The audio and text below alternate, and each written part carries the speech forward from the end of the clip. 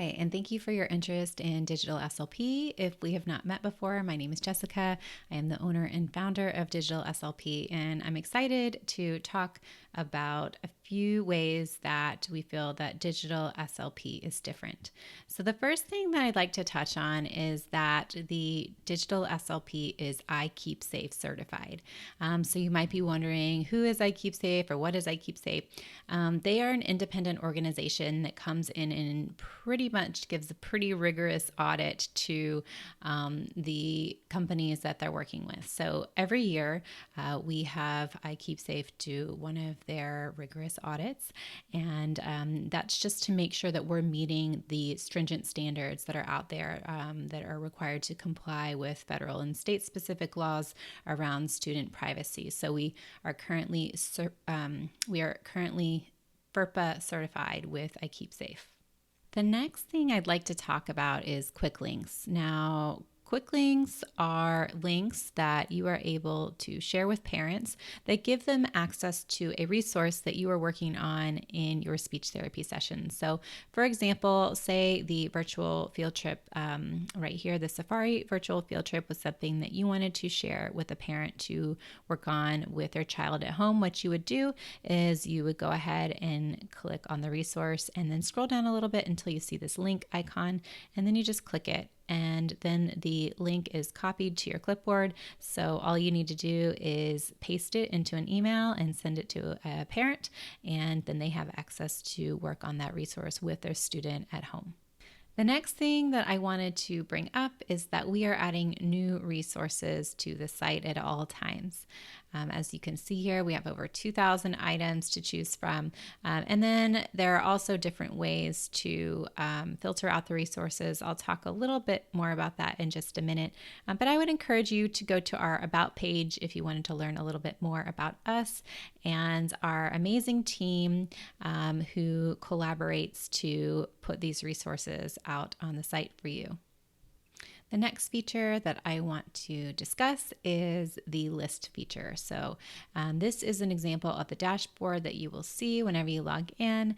And I'm just going to click on My Lists here.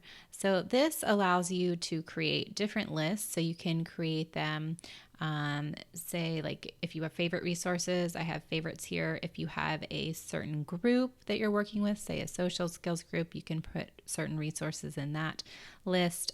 Or you can even, since we are on a HIPAA-compliant server and we are certified through iKeepSafe, it is safe to go ahead and put your students' names there.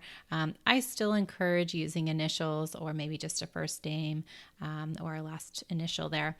But that's completely up to you, and you can create a list for everyone on your caseload and have all of their resources laid out for them and ready to go. So that is just a nice way to keep organized because there are so many resources on the site. And once you find a good one, it can be, advantageous to have a quick and easy way to bring it up. Lastly, we like to keep you inspired. So we have created a few different ways to sift through the resources in a way that is helpful for you. We've made a couple different changes over the past year. One of them is that we've added a section just for games.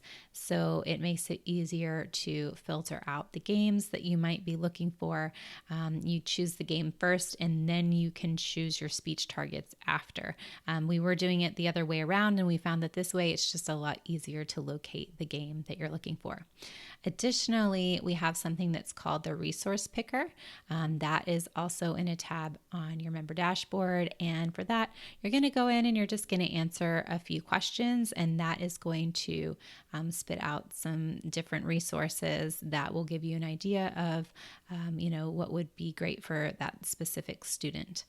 Lastly, we have a roadmap, and the great thing about that is that you can choose the roadmap based on what month of the year it is, and it will give you ideas for each week for the different sections we have here, which are articulation, phonology and apraxia, social skills, language and literacy, and stuttering.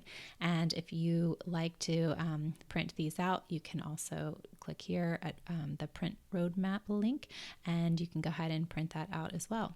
So I hope that you enjoyed hearing a little bit more about Digital SLP. If you want to learn more or read more, you can head on over to the digitalslp.com/digital SLP for some more information. And like I mentioned, I do encourage you, if you'd like to learn more specifically about who we are and what we believe in, I encourage you to check out our new About page. So as always, if you have any questions, please do not hesitate to reach out to Jessica at thedigitalslp.com.